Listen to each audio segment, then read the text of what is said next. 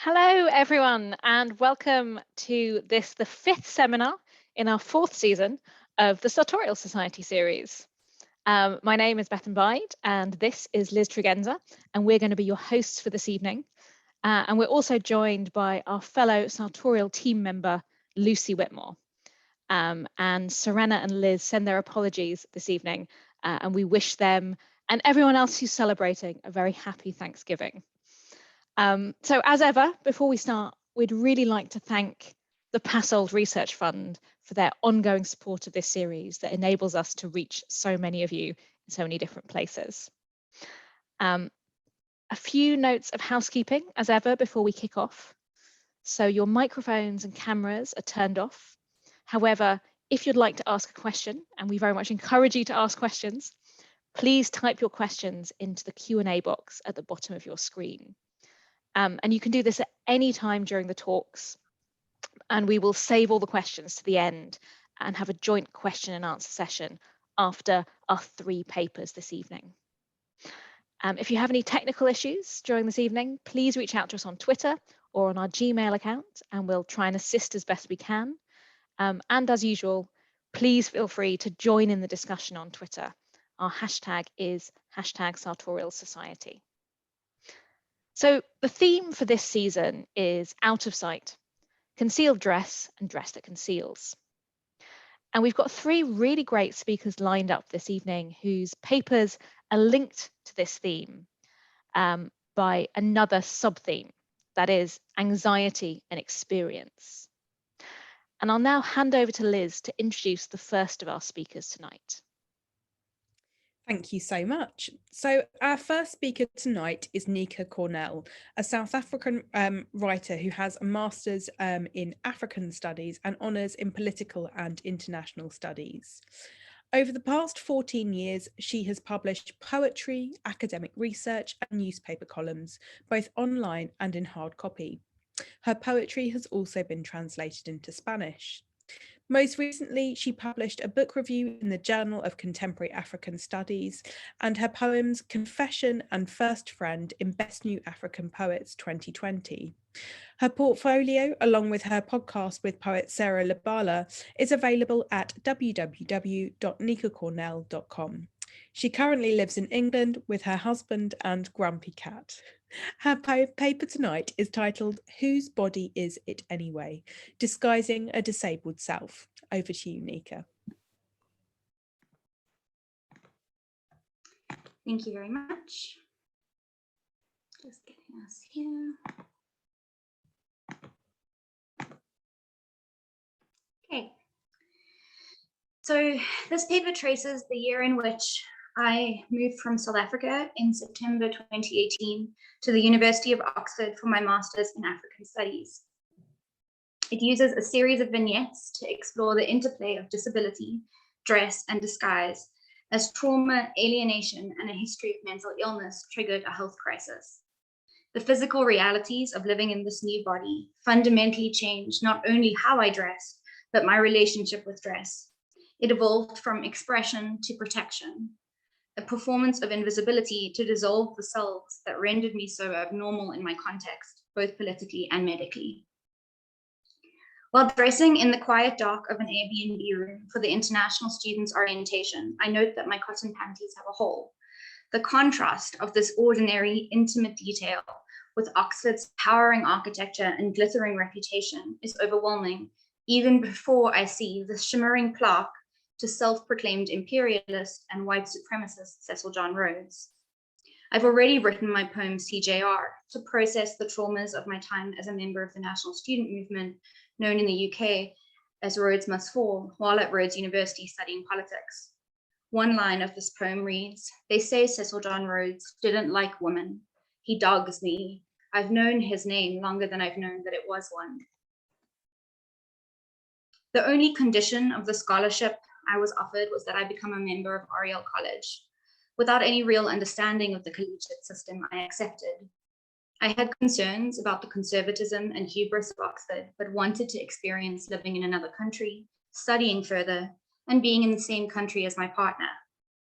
I was told that there would be many formal events, so I packed my most glamorous and precious clothes, the The raw silk tiered ball gown a family friend had lovingly created for the dance at the end of high school, the silver sequined evening dress that my mother bought me for the ball when I first graduated, the perfectly tailored Ankara fabric dresses I had had made in DRC, Ghana, and Togo. I wore one to my first postgraduate graduation ceremony seen here, beneath my rented academic gown, a red and black sheath dress spotted with golden corn cobs. I chose it again now for the college's welcome dinner to demonstrate to myself most of all that I can bring my history, politics, and identity with me into these alien and intimidating spaces. The stained glass windows commemorate alumni as though they are saints, Rhodes included. Uniformed ushers direct me to the raised platform at the head of the hall, where I'm seated next to the provost. If I'm not already aware that this man holds influence over my scholarship, university place, and therefore visa, there is a gavel to remind me. He takes his seat asking where I am from. On my nationality, he immediately quips, none of that Rhodes nonsense from you. I grew up off Rhodes Avenue. I went for forest walks in Rhodes Memorial, where his imposing statue stares out over the land he exploited. I took school trips to Rhodes Cottage, where the man enjoyed the peaceful death that he denied so many others. And when I chose to attend university, it too bore his name and refused to give it up despite our efforts. How to explain this here, politely and calmly, to the leader of my new college, which is paying for my degree in a foreign country, to this man who thinks he's being amusing? I do my best, but my dress is suddenly far too tight. At matriculation, the VC speaks Latin for a while and then proclaims you are now members of Oxford University for life.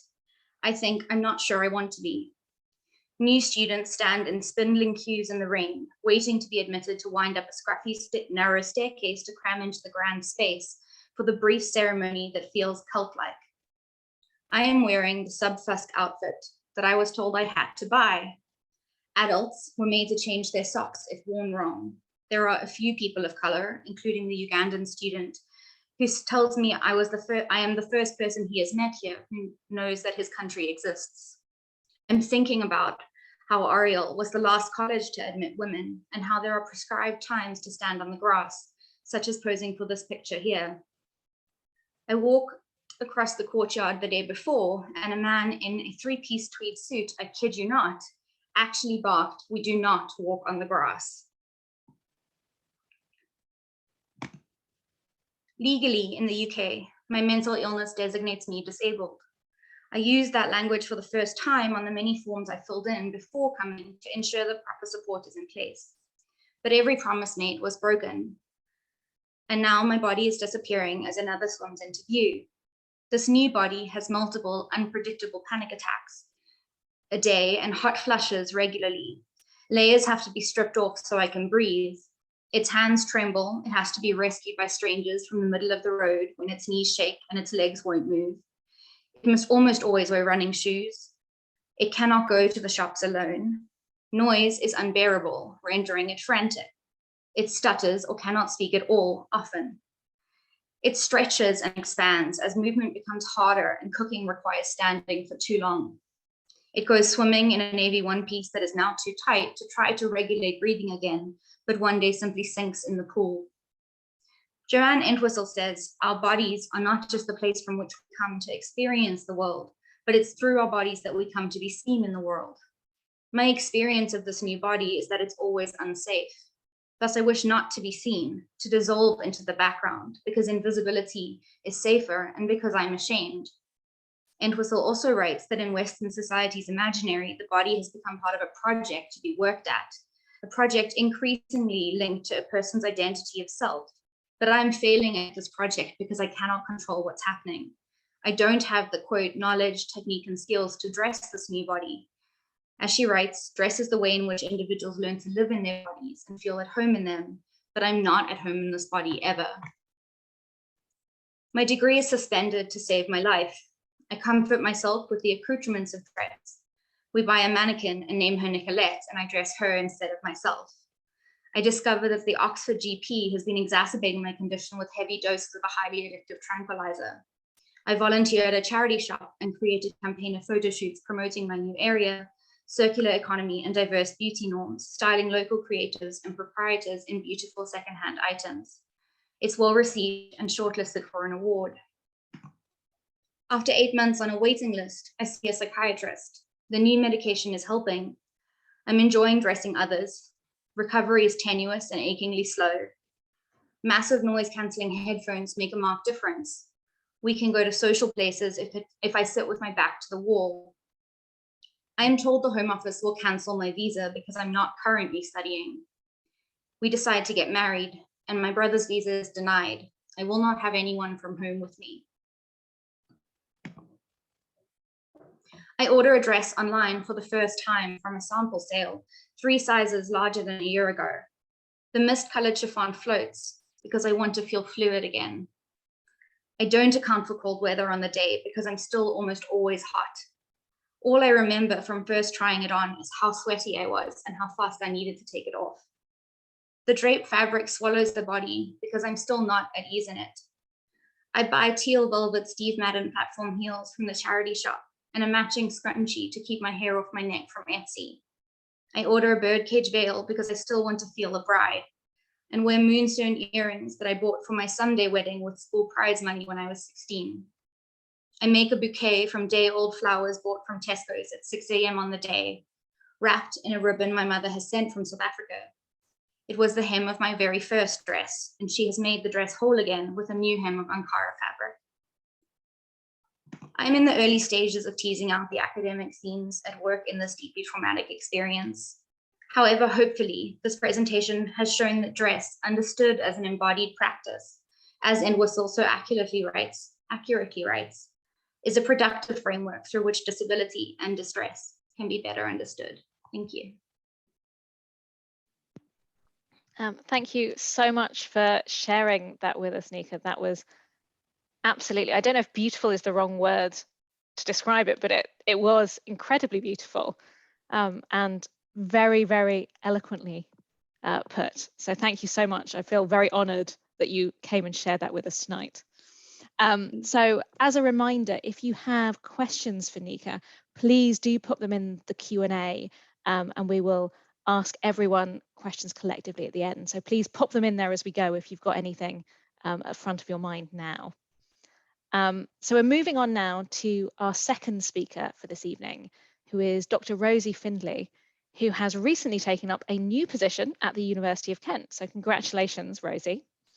Her research primarily focuses on digital fashion media. And Rosie's published journal articles on style bloggers, Instagram influencers, and direct-to-consumer digital marketing, as well as the relationship between body, imagination, and dress. She's the author of Personal Style Blogs, Appearances That Fascinate, published in 2017, and is the co-editor of Insights on Fashion Journalism, which is forthcoming with Routledge. And her paper tonight is titled Sartorial Misdirection. So I'm going to pass over to you, Rosie. Thanks, Bethan.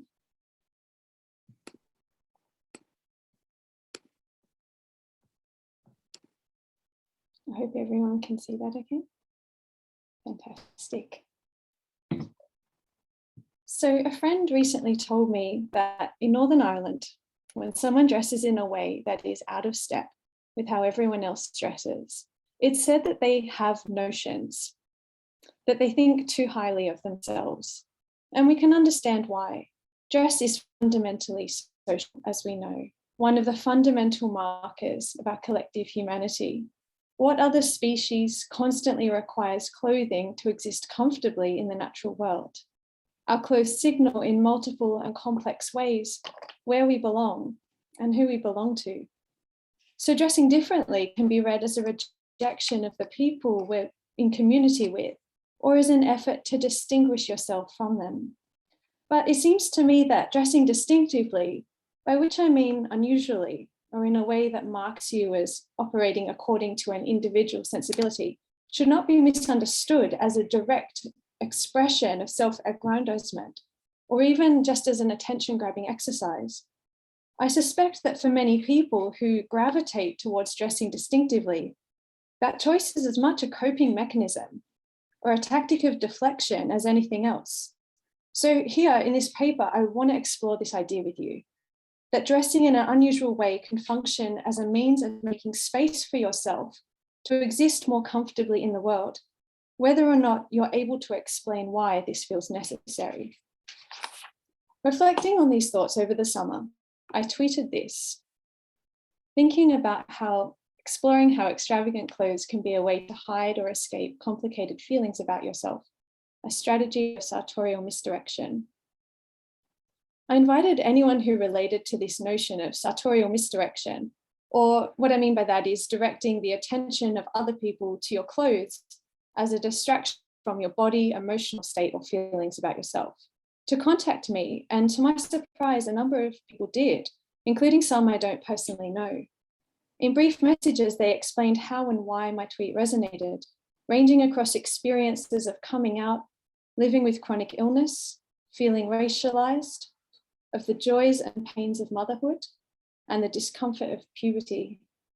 How people find extravagant clothes varied, from garments that disguised, were extremely colorful, imitated historical costume, or recreated a faraway fashion trend. But the stories they shared often touched on difficult feelings of confusion, shame, pain, or temporary alienation from self. I conducted interviews with a number of these people, our conversations revealing how clothing can become a way to hold and speak these feelings, transforming them into a material skin that fits more comfortably than the embodied self, offering beauty, release, invisibility, and sometimes recognition. I was reminded of Anne Hollander's observation that it is the inner theatre that is costumed by the choice in clothes, and this is not always under conscious management. The public may not always be the intended, much less able to get the picture. Indeed, as she elaborates in a later work, clothes address the personal self first of all, and only afterwards the world. So tonight I'd like to tell some of these stories of how clothes address the self and of how in addressing the world, they can create a shield or simply a space for their wearer to navigate more easily their feelings about themselves. Some of the people I spoke with have been anonymized, others have not. And while the details of their stories vary widely, I hope that this talk functions as a means of teasing out how sartorial misdirection works in practice. I'm deliberately bracketing out wider discussions of how clothes visually communicate or tie us to other people in favor of attending to the qualities of how clothes help us navigate difficult feelings about ourselves. I invite your responses and reflections in the Q&A, as this is very much a working paper in its initial stages.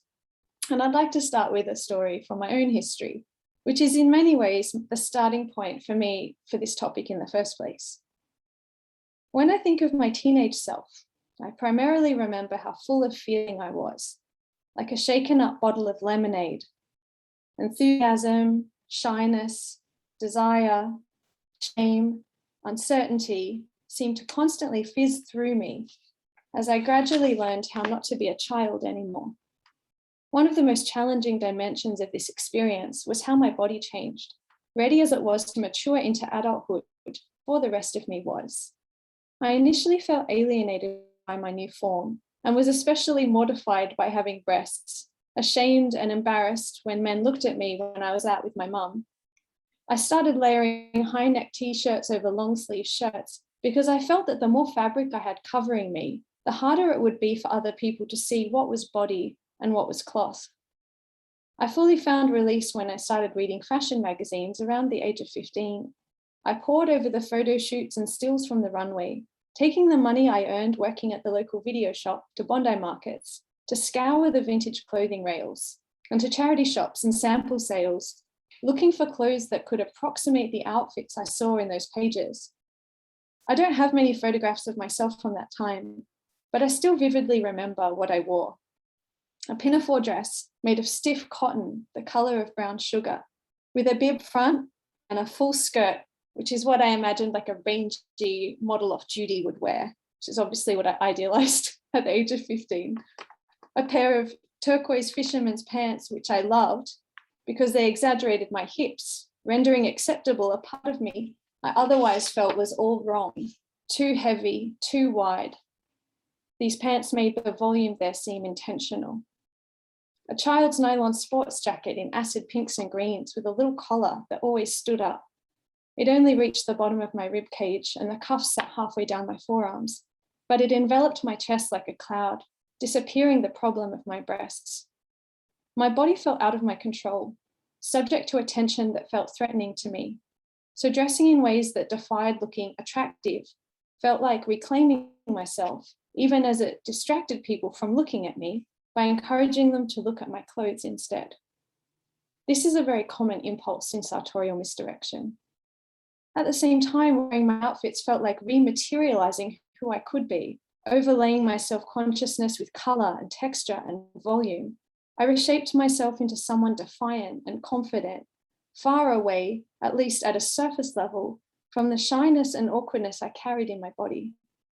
When friends gave me bemused smiles and asked what I had come as today, or joked that I looked like an 80s babysitter, or when a customer at the video store looked askance at my double-breasted puff-sleeve denim jacket, remarking, "I hope you didn't pay money for that," it affirmed my feelings of difference, momentarily aligning how I felt with how I looked and transforming the unruly into a kind of power. By making myself look different, I materialized my awkward feelings, extending my bodily space so it could accommodate them more freely. My dress became a secret language, a weapon, a delight that was just for me. In this way, my clothes afforded space where I could encounter my body, and if not yet accept it, at least inhabit it with more ease. The ways that emotion interfaces with dressing here also surfaced in the reflections Veronica shared with me when we talked about this notion of sartorial misdirection. She's a deeply creative person who expresses her sensibility not only through her professional practice of styling and visual design, but through how she lives and dresses. She describes herself as really sensitive, really emotional, with really saturated emotions. So clothes can be a way of masking things that are bubbling under the surface. When she feels uncomfortable in herself, she wears simple clothes, a white t-shirt. I beg your pardon, when she feels comfortable in herself, she wears simple clothes, a white t-shirt, shorts, a pair of paint splattered sandals, because if you're feeling comfortable, secure, and confident in yourself, you don't necessarily need the clothes. At other times, she reaches for what she calls a safe outfit, from her wardrobe of secondhand designer pieces and 80s structured jackets, which she layers with tights and chunky pointed shoes. I put a nice jacket on to tell myself, it's okay, it's not the end of the world. When you do that, you feel like you're performing strength. This perspective resonates with psychiatrist and scholar Eve Golden's research into clothes as a psychological tool for self-navigation. She developed the term self-object to describe the power we invest in clothes to restore a sense of equilibrium and security. In this way, self-objects are like what psychologist Donald Winnicott calls transitional objects, which are soft objects infants use and become attached to, and it helps them transition from an oral relationship with their mother to other secure object relationships. It's a way of taking care of themselves and soothing themselves. Like a teddy bear or a beloved blanket, clothes too restore narcissistic equilibrium, or in Golden's words, an elusive state of psychological well-being that people of all ages desire. As self-objects, clothes temporarily fuse with the self and become invested with psychic power to steady and recognize us. So much is intimated in Veronica's reference to clothes balancing things out, her powerful, safe outfits offering, to borrow Golden's words again, a permanent cohesiveness that the self in need can draw upon. Golden also argues that clothes mediate our experience of self, making one's existence tolerable. To explore this, I'd like to turn now to share David's experience of clothes, whose sense of style drastically changed at a significant point in his life. David first started getting into clothes as a teenager, having grown up in quite a poor household where there wasn't much money for clothes. His ability to start earning disposable income to buy his own clothes was preempted by a couple of years by his diagnosis of Crohn's disease, a lifelong condition in which parts of the digestive system become inflamed. In his words, I was skinny and hated my body. This feeling was exacerbated by his attendance at a private boys' school, where David described not fitting in his words, as a poor, skinny brown boy. So clothes became a way to create more distance between him and other people. Clothes marked a boundary because if I can get people to look at the clothes, they're not looking at me. The clothes David gravitated towards at that time were bright. He wore clashing color combinations like electric blue and red together, shopping at American Apparel and Topman for the brightest color they had in whatever they were offering. The more colorful they were, the safer. Making him feel like his thinness and the color of his skin didn't matter so much. David's clothes also deflected his bullies' attention, creating a smokescreen by giving them something else to talk about that wasn't his body. While at university, a number of years later, David had to be hospitalized to receive treatment. He sold all of his clothing except for 2 sets of clothes because he wanted to start again from scratch, and this time to only ever wear black. I asked why black, and he replied, "It's a luxury and extravagance to just wear a single color. It's attention grabbing, but not. It also still creates distance between David and the people who don't know him, but affords him a measure of control. By contrast, his body and his health, he describes, do not feel within his control. That has always been my relationship to clothing and fashion, impression management. While vastly different in many ways, David's experience resonates with my own. For both of us, clothing has functioned to resolve the conflict we felt between how we were perceived in ways beyond our control and how we wanted to be seen and how we wanted to feel within ourselves. As Golden explains, clothing shapes our psychology as much as it reflects it. It is a membrane regulating what we allow in and out. Being inorganic matter that unfolds and holds us, placing a layer between our bodies and the world, clothes simultaneously both demonstrate and remediate our vulnerability, and they do it tactfully, without ever asking where the protective power lies, in us or in them.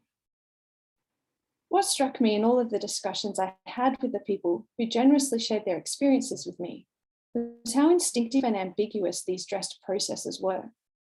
It is simple enough to say that clothes relate to our identity, or that how we dress expresses who we are as individual and social beings. It is much more difficult to explain why it is necessary not to dress like everybody else, even if you are mocked for not doing so, or to put into words why you must only wear one color. I have here tried to start exploring how the visual properties of extravagant clothes may provide space for someone to feel differently about themselves. I think here again of David, who explained that for years he wouldn't look at himself in a mirror. So he chose what to wear solely on the basis of how it felt on his body. Did the clothes feel right? These are complex conversations staged with ourselves, spoken through the haptic, the emotional, and the sensory.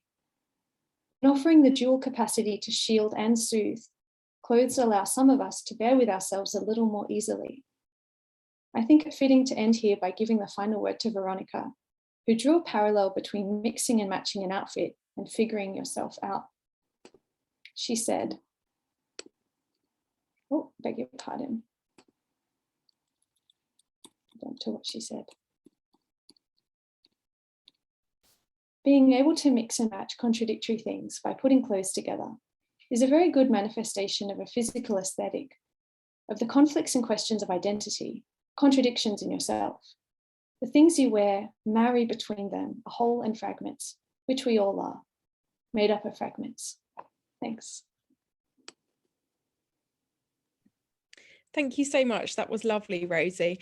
And just a reminder to everyone, please do pop any questions that you might have in the Q&A, and we will come to them at the end after our final speaker. And of course, I can't get the thing to open. There we go. Sorry about that. So our third speaker tonight is Oline Eaton. And Oline teaches first year. Sorry, I've said it wrong again. I'm so sorry about this. I was so desperate to say it right, and my brain was like, you're going to say it wrong. Sorry, Oline. I'm so sorry. Sorry, Oline.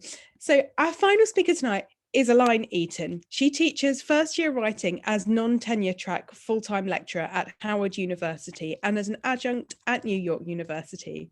Her research examines celebrity life narratives as transmedially constructed, transhistorically contested, ideologically saturated, affective spaces. Her book on Jacqueline Kennedy Onassis is forthcoming. Current research includes representations of work and precarity in Lindsay Lohan's Beach House and a long-form essay on the subject of trauma, language, Kim Kardashian and lost time, which sounds fascinating. Her paper tonight is titled Trauma, Power and Archival Privilege, Mediations on Jacqueline Kennedy's Pink Suit. Over to you. All right, thank you so much. I'm delighted to be here. Share this. There you go. Is everybody seeing this all right? Perfect. Okay. So let's get started. So as I am not I love clothes, but I'm not a fashion historian by any means, but I am a biographer and I write about like the weird ways people's life stories get all wrapped up in ours. And I happen to write about Jacqueline Kennedy, who is quite well known for her fashion. So I'm excited to talk about the pink suit. So on the morning of Friday, 22nd November, 1963, Jacqueline Kennedy, then the First Lady of the United States, donned a nubby bubblegum pink Chanel style suit, accented with navy detailing and gold buttons, and a matching pillbox hat as well. And this garment is what she was wearing later that day when her husband was murdered by her side in Dallas, Texas. On the flight back to Washington, D.C., Kennedy repeatedly refused to change out of this garment, which was by that point stained with her husband's brain matter and blood.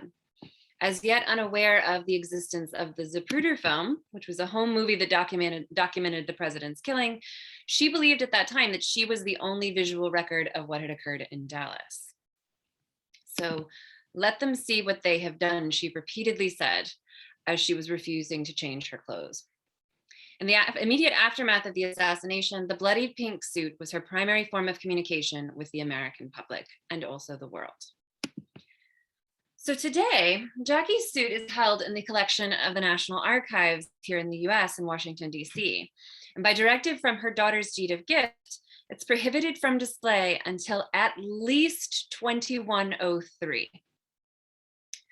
In America, given the shortness of American history, that seems like an eternity. So I feel like for people in the UK, it might be a little different, but here in the US, that's a very, very long embargo. So this talk is a short one, but today what I want to focus on is how in the decades since John Kennedy's murder, the pink suit has increasingly shifted to the forefront of assassination coverage, especially with the 50th anniversary in 2013. And I want to look at how that shift seems rooted in anxieties around knowledge and mortality.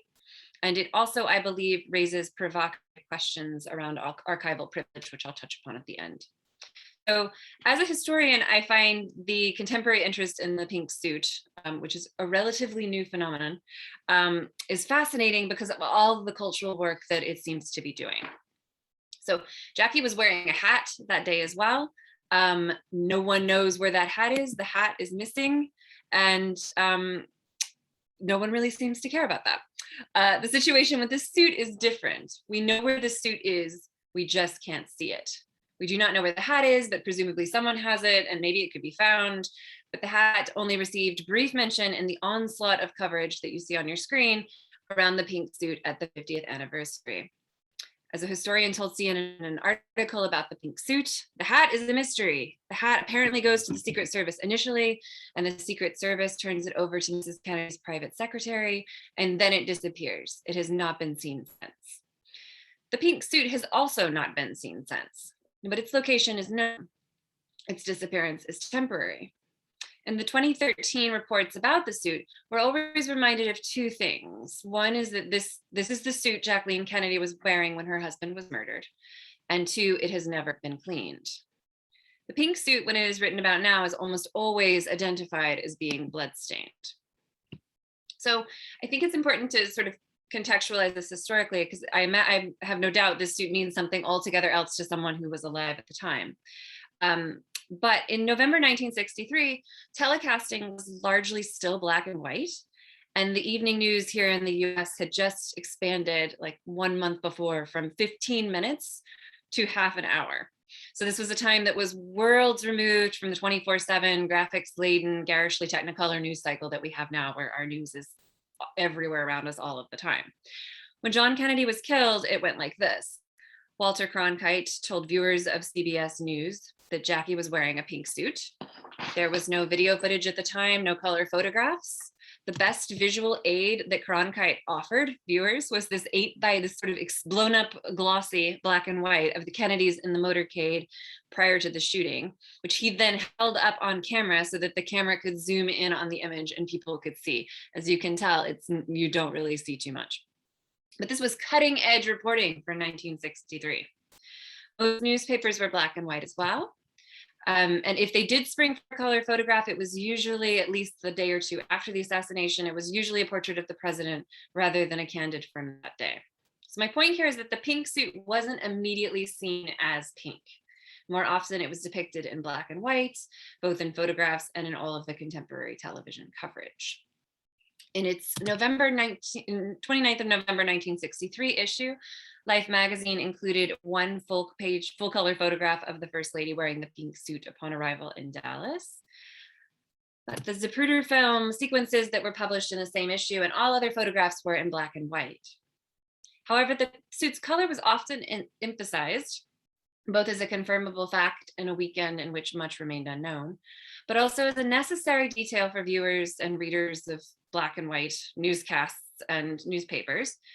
With its associations of femininity and joviality, the suit was doubly pathetic, but the suit's color also contributed to Jacqueline Kennedy's visibility, both prior to her husband's murder, but especially after it and in memory. So the importance of the color emerges when we reimagine her in the Zapruder film. This is the slide just before the president has been shot. And you can see that it's the pink set against the green. If she were wearing blue, for example, it would look quite different. The pink was very pronounced and very visible in all of the imagery that came out after the assassination. So that the suit was pink has become key both aesthetically and culturally. Though she's often portrayed as enigmatic and silent and someone who never gave interviews, Jacqueline Kennedy actually did give interviews and she did speak about the assassination. In 1964, she had 2 5-hour interviews with the historian William Manchester. These will be open to the public in 2067. So it's not that she didn't speak about her husband's murder, but rather that the current living generation does not currently have access to that part of the historical record right now. The situation with the garment is similar, but notably different in one regard. The suit will not be displayed until 2103 at least. Thus, the suit, along with the interviews, points to knowledge that will be readily available to future generations, but from which our own temporal positioning, as well as our own mortality, likely excludes us. And by us, I mean literally us, but also those in the media producing content about the suit, as this Jezebel headline noted in 2013.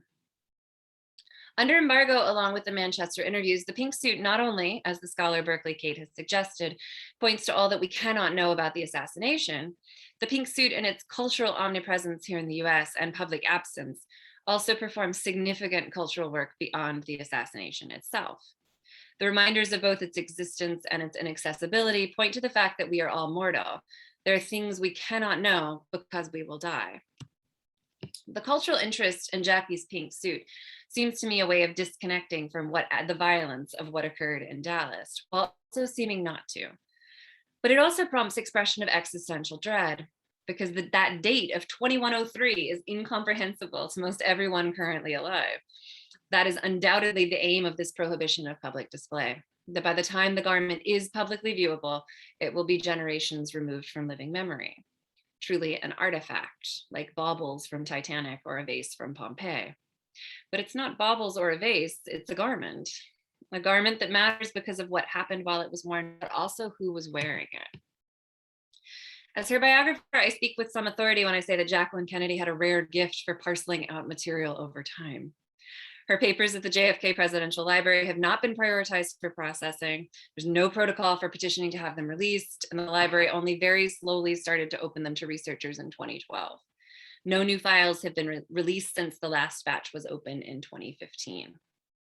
Due to her own directives, her interviews with the author William Manchester embargoed until 2067, as I said, by which time presumably it was assumed her children would be deceased. To be clear, I have absolutely no desire to see the pink suit.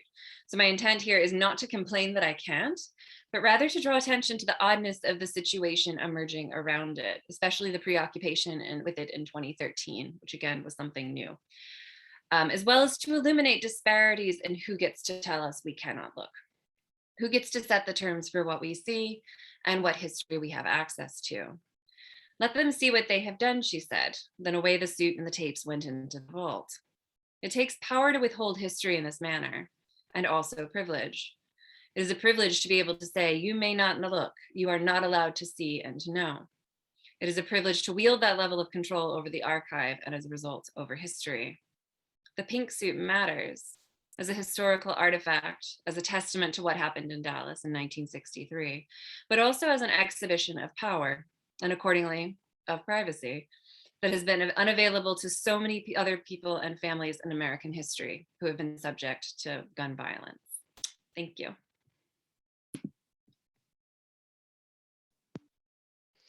Thank you so much, Oline. That was really fascinating and makes me very excited to read more about this.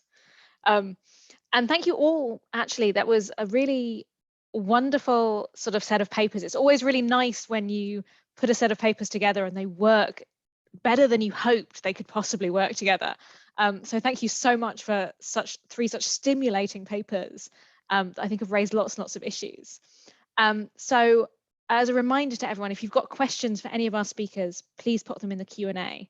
But I would like to start off with, when I say it's a question, it's kind of quite a half-formed question, so bear with me, because as I'm sure everyone who's watching this was aware as these three papers were unfolding, the many, many touch points and connections between them were really evident and fascinating.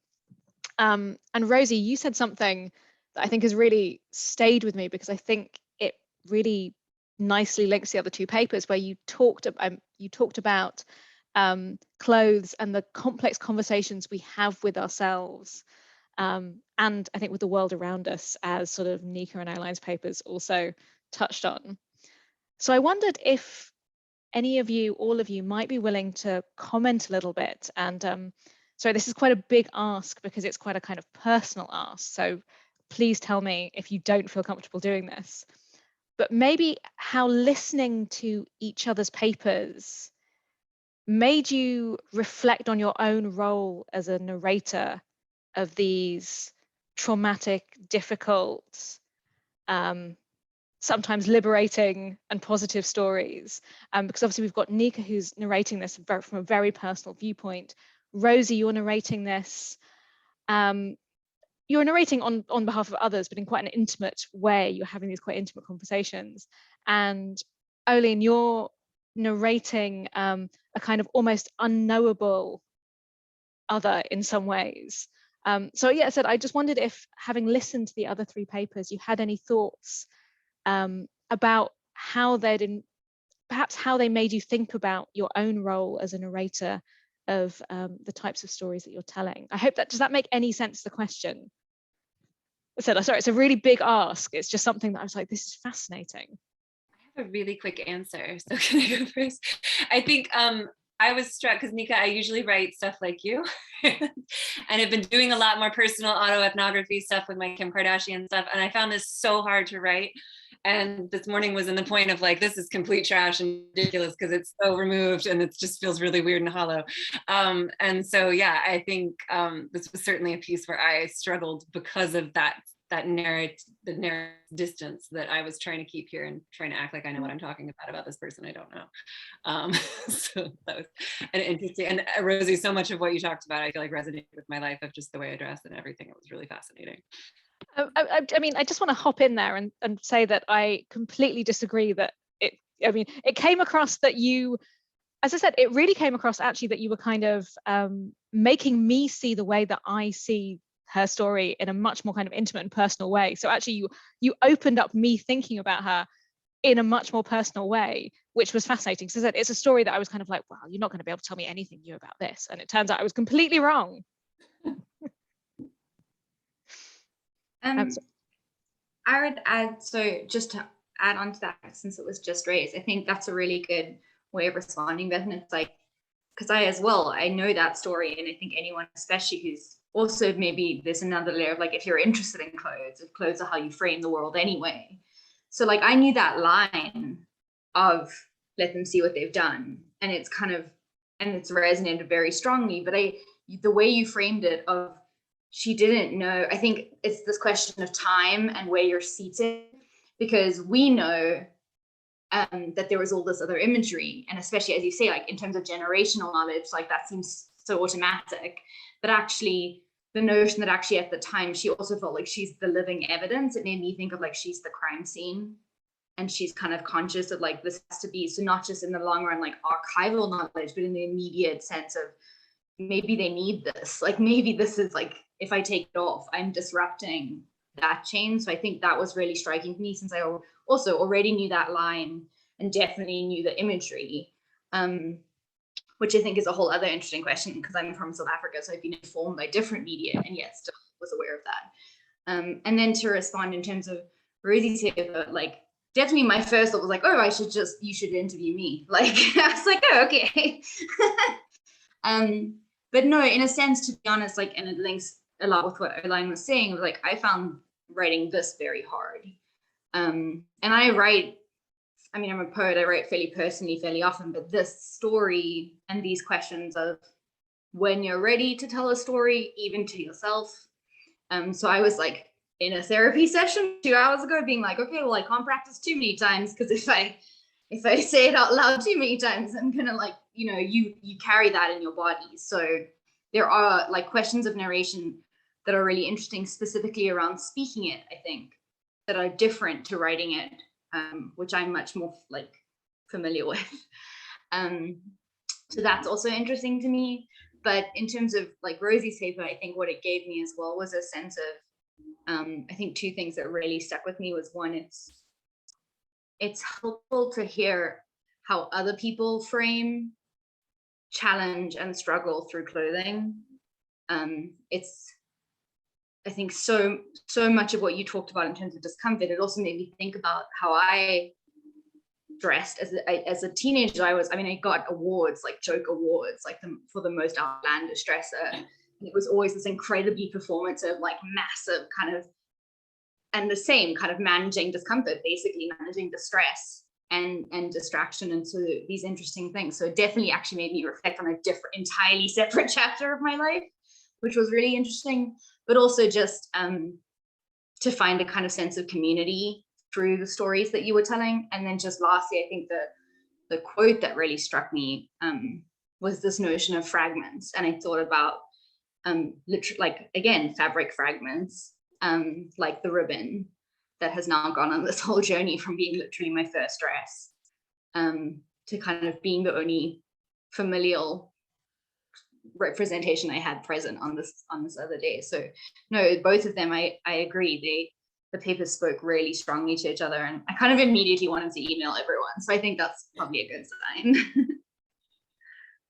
I would absolutely second and third that. I loved hearing your papers so much, and I feel like, I don't know if you guys felt this too, but almost like we could keep digging and digging and digging. Like it just felt like layer after layer after layer that we were kind of excavating. And I had that sense when I wrote this as well, of like, you know, there were conversations I really wanted to bring in that I couldn't because of the space. Now some I felt like with what I was already dealing with, I couldn't do them justice and even with these, it's a fragment. And even with my own story, like there's other stuff going on in the background that informed all of that was like, but like you said, Nica, I'm not ready to share that yet, and maybe not in this forum, and that's okay as well. So I mean, just like it's fascinating how much can be excavated from a relatively simple exploration of like how do clothes make us feel and how are they speaking. And I think for me often it's so much like, and that really powerfully came through in your papers, the ways that they speak is so much more interesting, and we don't just think about what the clothes look like, this unidirectional, I'm this kind of person, so therefore just like this, and you receive like that, and it's all very clear. It gets so messy and complicated. And I never actually thought before that in the 60s they wouldn't have had widespread colour TV and photographs, so the pink suit wouldn't have been pink for many people. And she didn't know the Zapruder film. Like, when you were explaining that, Oline, I was like, yeah, of course. But I never thought. And it made me think about the choice she made, because she was a woman who was so aware of how she was being seen. And, you know, they're in this open top car with the green background. And I just wondered, like, she could never have anticipated how that image of her dress self would travel when she chose that outfit. And yet it has become so iconic of herself and of that day and that whole event, which just maybe a coincidence of history, but that really struck me. And I just thought, Nica, the way that you rendered your experience so elegantly and so simply, and yet was so profound, really was incredibly beautiful. So I actually feel like I was just listening and absorbing, but I just enjoyed it so much, both papers. Thank you. Yeah, I feel like it was such a beautiful sort of combination of papers today, and I think there's something really interesting, particularly about those sort of things, and I've seen something that you've just put to the rest of us as well, Oline, about this kind of idea about well, it's really how you write about yourself and the ideas around autoethnography, and really how they make you feel. Like, I mean, I'm sat here and Bethan's gonna be like, you've still not finished it, with a chapter that I'm meant to be writing for a shared book that we're working on, and I found it so hard to finish it because it's about me and my own experience, and the actual background of it was all fine, but then I got so tied up in the fact that it's so deeply personal, and whilst that's really important, it can be really tricky to work out the best way to pull yourself into into wider narratives, because I think that's something really interesting about your work, Nica, is this whole fact that actually, whilst you're talking about a deeply personal story, there's so many really interesting and important wider conversations that are being had in this. And I just wonder if it's okay, and like it's all right to ask about this, is really kind of like where you're at with your relationship with Oxford now. Is it, did you like, and how you feel about it as an institution going forward because of what happened?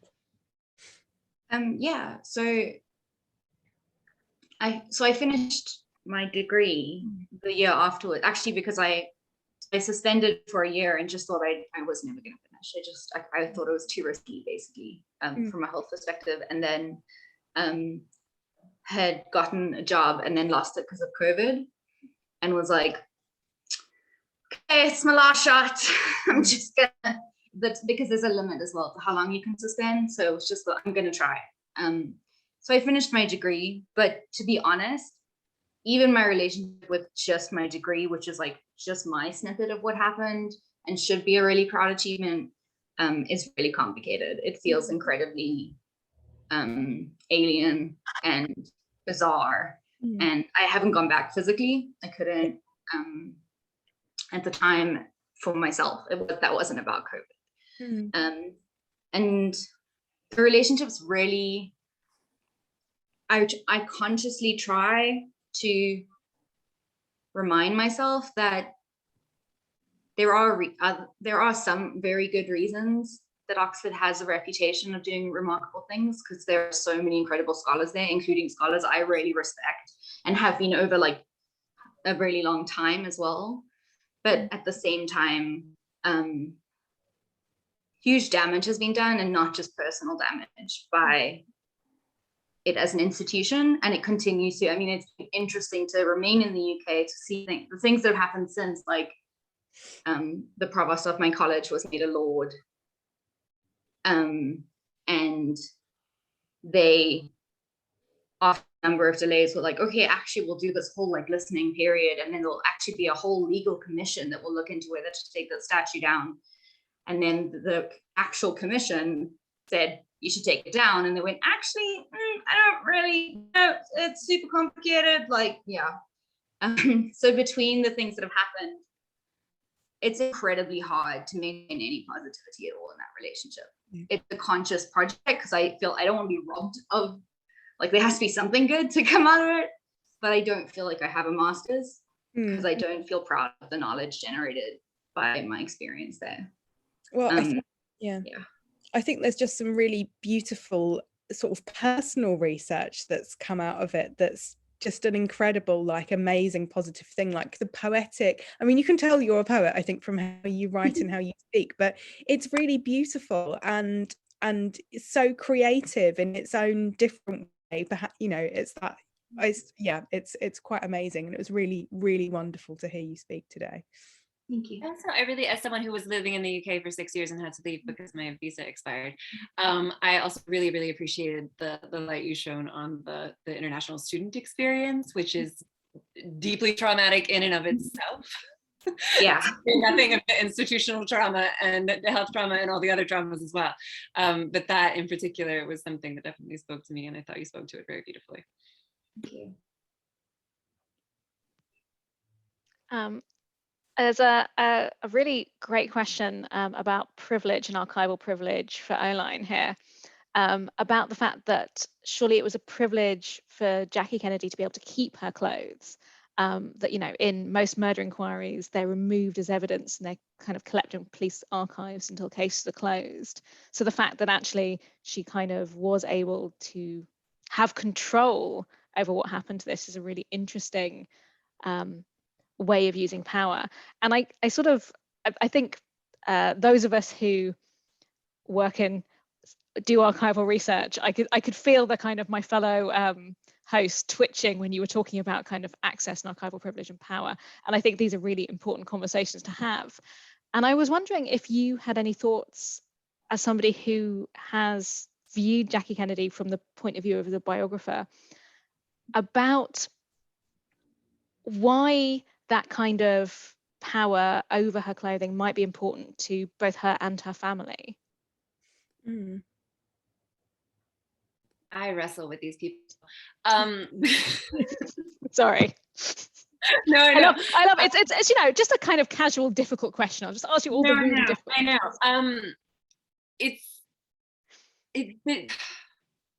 Yeah, it's a very strange, maybe it's probably normal to write about someone who would have hated you writing about them. But I think that presidential archives exist in a very strange purgatory because they're publicly funded. The presidential libraries are publicly funded, but family owned often, or like they're run by a family foundation. I was told at the Kennedy Library to go to all the other libraries and get her side of correspondences, that letters she sent to other people, because I wouldn't be able to access any of her papers at the library. When I would get those scanned and sent to me in the UK while I was doing my dissertation, the Johnson Library, every single piece of paper came with a separate piece of paper letting me know that Caroline Kennedy believed that copyright extended to her mother's handwriting, and so I should be aware of that and use this at my own peril. So they're like the Kennedys in particular, I think, the Nixon Library, they've thrown the doors open, they'll let you have anything. But the Kennedys in particular, I think, perhaps because they're less in public life and less in political life now, but they definitely want to control their narratives, which as a human being, I entirely understand. I would like to control my narrative too. But the archive doesn't really seem like the place to do that necessarily, especially if you're going to build multiple libraries for yourselves and have them publicly funded. But yeah, I think it often feels at the JFK Library, I don't know that it's deliberately, like, I'm sure that they've prioritized the president's papers versus the first lady's because of the weird space that first ladies occupy, but at other presidential libraries, that's not to that degree. And I am shocked that there's not a way to petition to have anything opened as well. It's just like, here's what you get. That's really interesting. Thank you. I've got a question which is mostly targeted for Nica and Rosie here, which is to ask both of you, really, what are you planning on doing with this with both of your elements of your research next? What would you, how are you planning to take it forward in any way, if you are? Rosie, I can see you're unmuted. You can go first. Okay. That's a great question, Liz. I don't know is the answer. I think with this, I really loved talking to everyone who shared stories with me. And I'm thinking that what I'd ideally like to do is write this up in in an article that's not a scholarly article, but one for general readers, because I think this topic is something that so many people can relate to.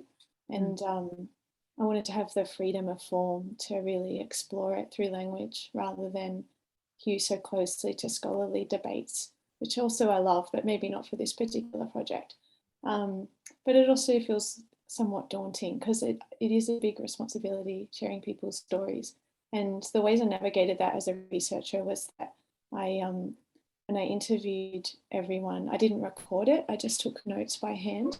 Then I wrote up my version of the conversation, sent it to them to edit and correct anything they omitted. And what they sent back was the definitive version.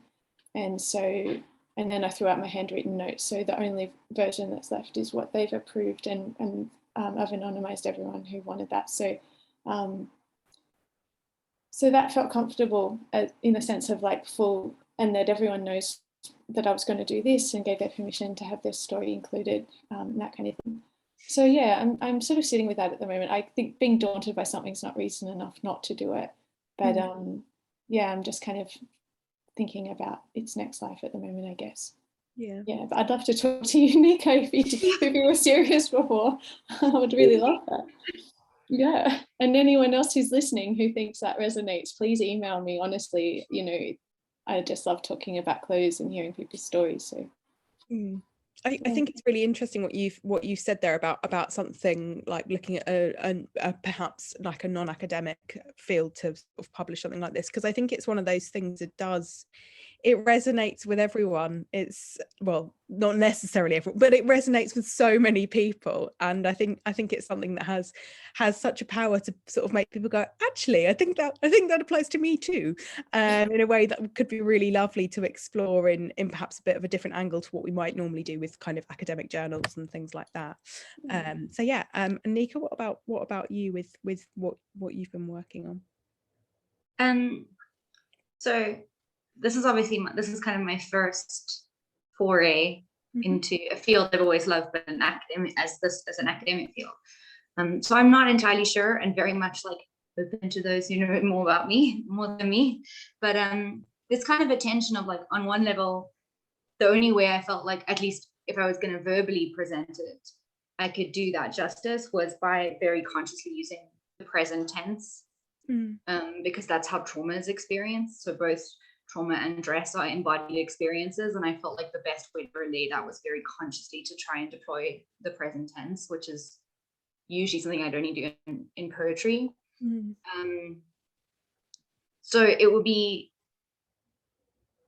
this language question that Rosie's raised, I think, is really important. Like it could be really hard to find a way to translate that within kind of academia's constraints, but at the same time, I actually feel like in some senses it would be most important to me because it was an experience so rooted in an academic institution, and an academic institution that occupies such a very specific space of privilege and kind of power. I think it's quite important to try and find a way to translate it into an academic format. I would like to develop it into, if nothing else, at least like an academic article, and just find a way to do that remains truthful to what it was like. Absolutely. I think it could be really so incredibly powerful to get something out there like that. And it's so interesting actually what you say about speaking in the present tense and how important that is to these experiences, which until you mentioned it, it hadn't quite twigged with me how significant it was. And then it's like, oh yeah, of course, it's, you know, that's what brings it such power. Thank you. I'm going to, sorry, this is terrible. I won't say, I'm going to come back to the archive. Everyone who knows me is like, oh, please, Bethan, don't, just shut up about this. But I think this is a question that Lucy might enjoy as well, because as you were speaking, I think we were both thinking a bit about an object that we've both encountered through, I did my PhD at the Museum of London, and Lucy's now fashion curator at the Museum of London. And one of the objects they have in their collection is what is supposedly Charles's shirt that he wore on the day he was executed, or one of the undershirts. And a few years ago, it kind of got sent off for all this sort of testing to see if they could prove that it was actually his shirt, because it's got fluids on it. And the DNA testing sort of said, well, yeah, they're bodily fluids, but basically it's been too long. We don't know whose they are or really even what they are, aside from the fact they're probably bodily fluids. But it's quite a kind of, it's quite a grotesque object, but it's one that holds a huge amount of fascination, and there's often a lot of debate about, it's a star object, should it be on display, should it be something that we kind of get people in to have a little gawp at? And it makes me think a lot about almost that a sort of flip of what we're talking about in terms of archival privilege, of who gets to close the archive, which is, what is our responsibility as viewers and researchers about pieces like this that I suppose remind us the way that some people's bodies are kind of held in public ownership.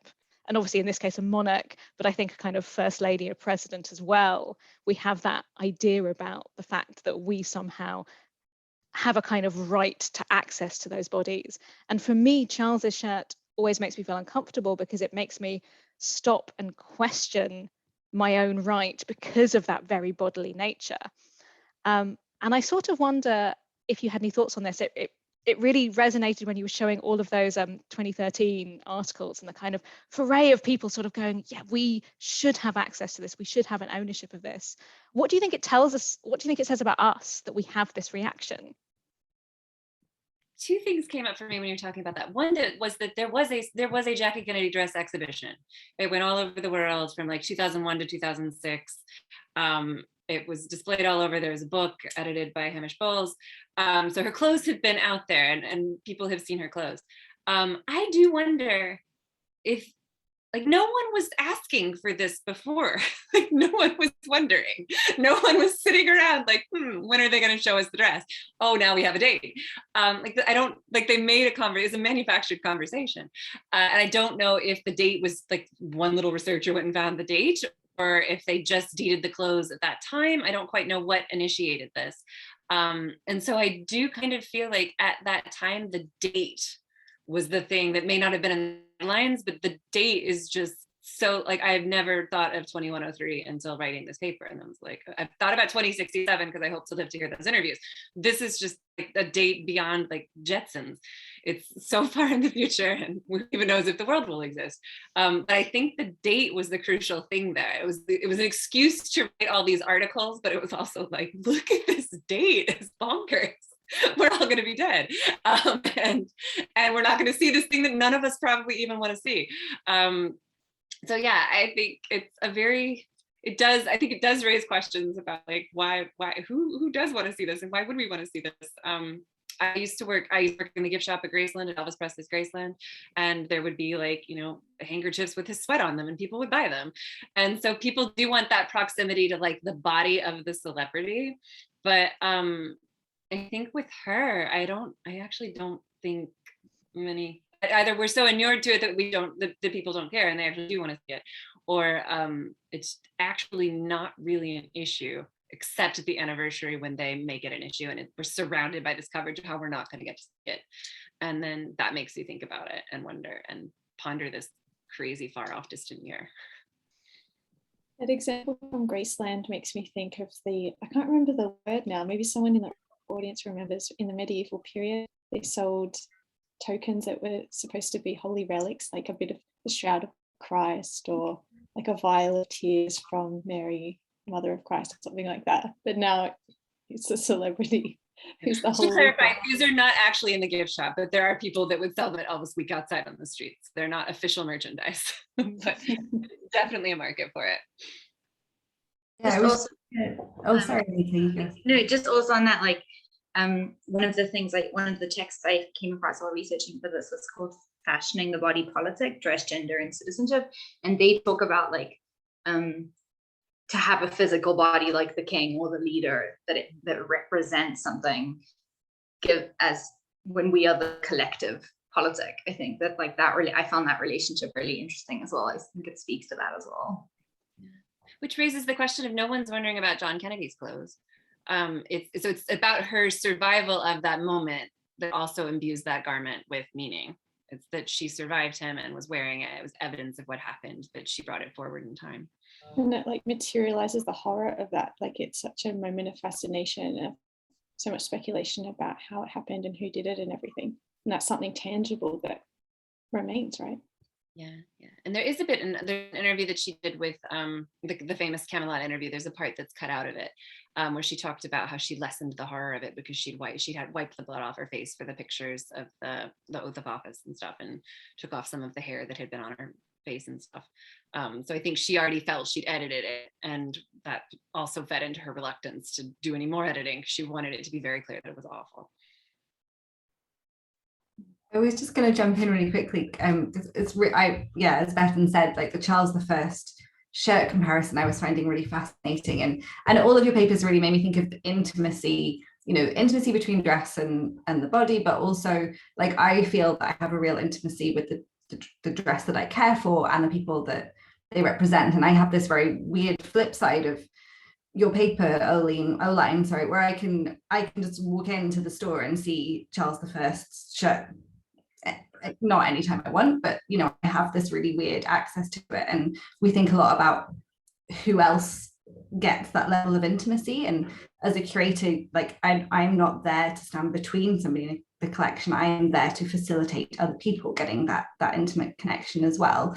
But also I feel a responsibility to the people, particularly who didn't consent to have their dress in the collection.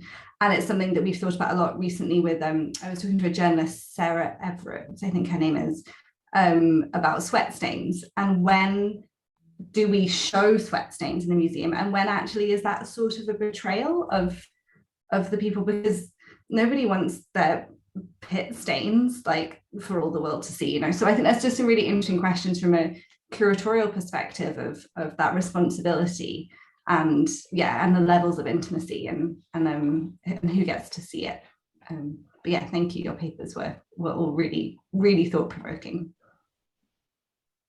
Yeah, thank you everyone for all of your wonderful papers tonight. It was a really great evening, and it's left me with loads of things to think about.